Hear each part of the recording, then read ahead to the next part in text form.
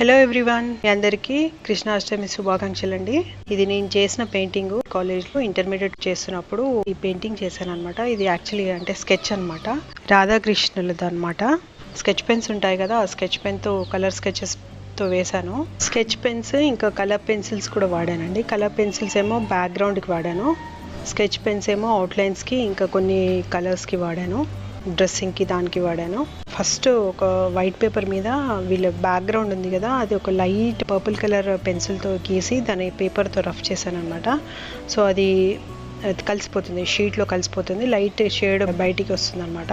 So తర్వాత ఇంకా sketches colours వేశాను, detailed painting, detail sketching design వేశాను.